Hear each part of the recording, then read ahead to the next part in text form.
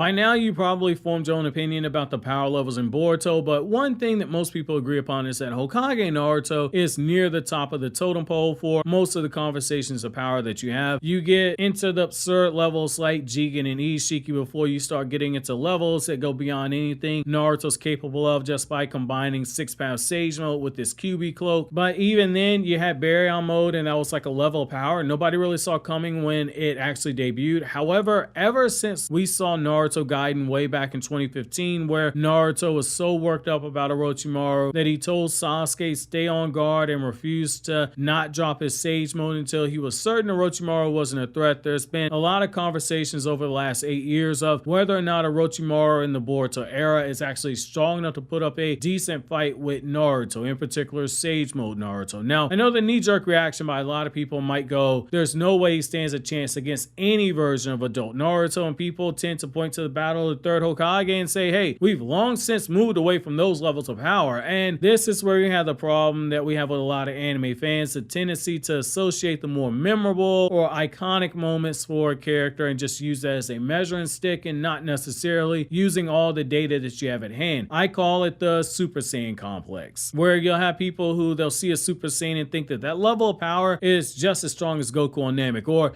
they'll see Naruto using Sage Mode and think that Sage Mode Naruto is only as strong as he was when he fought against the 6 Paths of Pain, because those are the two iconic moments of each form. What a lot of fans forget is that those forms are just literally multipliers on top of how strong each character's base is. The stronger the base, the more power that those forms are going to be able to unlock, which brings me to Orochimaru versus Hokage Naruto. Boruto era Orochimaru isn't the same power level he was when he fought against Orochimaru. If you think that, you are severely mistaken. He's actually a lot stronger than he was back then, and by a lot stronger, I mean like a lot of characters in the war arc, he got a very serious, nasty power buff that a lot of fans overlook. When he got revived by Sasuke, one of the first things he did was look at Sage Mode Kabuto, absorb that chakra in Kabuto's body, and place it into his own being. But then not only that, we also learned from Naruto Data Book 4 that when he absorbed chakra from Kabuto, he took all the DNA that Kabuto pumped into his body as well and made it into his own. This means all the Kekkei Genkai of the Sound 5 have now been transferred to Orochimaru. Hokage Uzumaki's strong life force and her healing abilities, that's now in his DNA. The Kekkei Genkai of Jugo's clan, that's in his DNA as well. He regained the chakra that Hiruzen sealed away into the Reaper Death God. He gained Hashirama cells,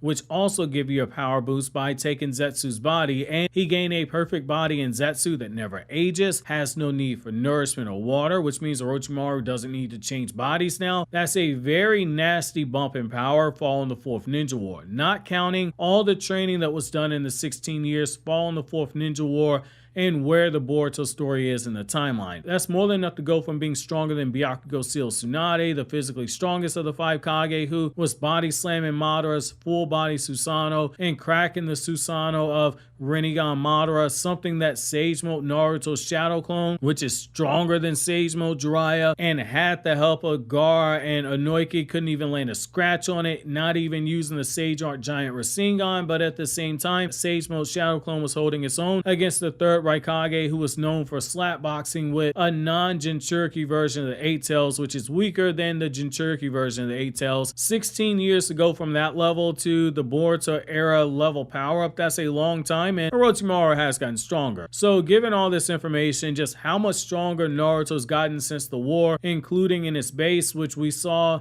with only 50% of his power in base, he was reacting to attacks by Fused Momoshiki. Where exactly does Orochimaru stack up? Well, we actually have evidence that tells us exactly where he would actually be at. In the Naruto Retsuden story, Naruto Retsuden and the 7th Hokage and the Spiral of Destiny, we literally see Orochimaru versus Naruto take place, and for reference, this story takes place between the Mujina Bandits arc and the Vessel arc of the manga. In the scene we're about to go over, Naruto and Orochimaru, they're in a heated disagreement on how to handle the enemy in front of them, and Naruto is getting annoyed with the disrespect that Orochimaru showed him. Orochimaru just wants to kill the enemy, poking fun at Naruto, being soft in the process like all the other Hokage, and Naruto on the other hand just wants to save the enemy's life, which leads to the battle between these two, which quickly gets out of hand, and Orochimaru is doing surprisingly well against a pissed off Naruto. With the scene and the context being set, it's here I'm going to begin reading this scene from the novel, then I'm going to come back to you guys my thoughts, and it's here I'm going to begin quoting. A fight ensued between Naruto and Orochimaru.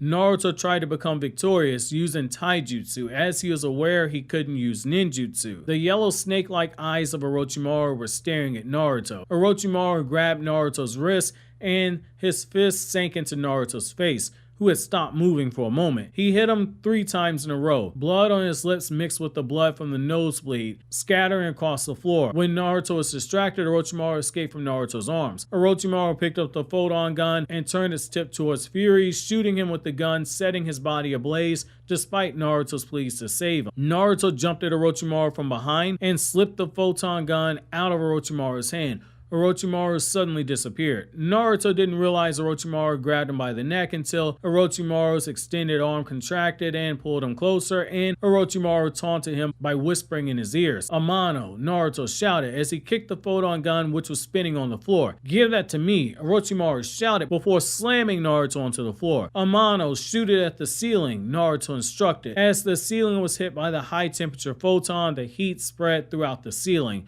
Orochimaru became annoyed. The heat triggered the sprinkler system, which put out the flame, burning Fury's body. The inside of the hangar was immediately flooded, destroying the polar particles, which were weak against water. End quote. Now, if you'll recall, in the Sasuke Retsuden anime and in the manga versions of the story that adapted the light novel, Hagoromo had the polar particles wrapped in a high-density coated chakra sealing tags and inside of a jar, both to prevent the immense chakra of the polar particles from getting out to be lethal to people that have large amounts of chakra, but also the seals in the jar were meant to keep it from being destroyed by the water, which Naruto was warned would destroy the polar particles. And our favorite idiot Hokage just destroyed the polar particles, which isn't going to make a certain Uchiha happy given the lengths that he and his wife went through in order to actually get them. Which is why you should look at that scene where Naruto's like, "Oh, I've been cured by polar particles" in the anime, and just throw that shit in the trash. As for the fight itself,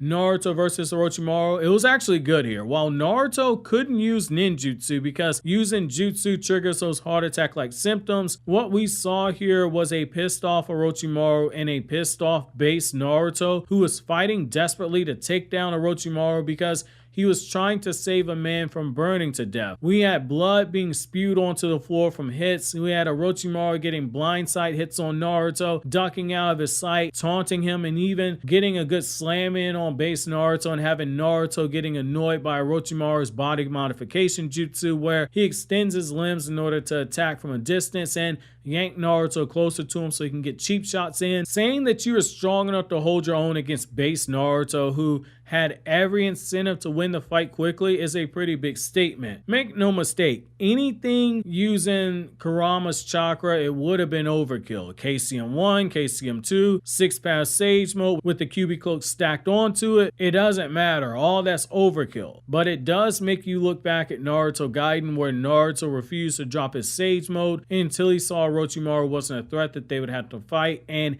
it makes you wonder, if those two had continued to fight seriously, would it have escalated to a point where Naruto's assessment in Naruto Gaiden that Orochimaru was a Sage Mode level threat would have actually been proven true, especially given Orochimaru held his own quite well here against a very pissed off Base Naruto, and Orochimaru was doing well enough that he could actually taunt him at times during the fight. That's actually going to be my question to you guys, given how well Orochimaru did here. If the battle progressed to Orochimaru using more of his jutsu like the Sound 5 Kekkei Genkai, the Hydra form, the Rashomon gates, and etc., would Sage Mode Hokage Naruto be enough to take him down, and how much of his Sage Mode power would Naruto actually need? While you think that over, click here to watch these other Naruto Retsuden videos.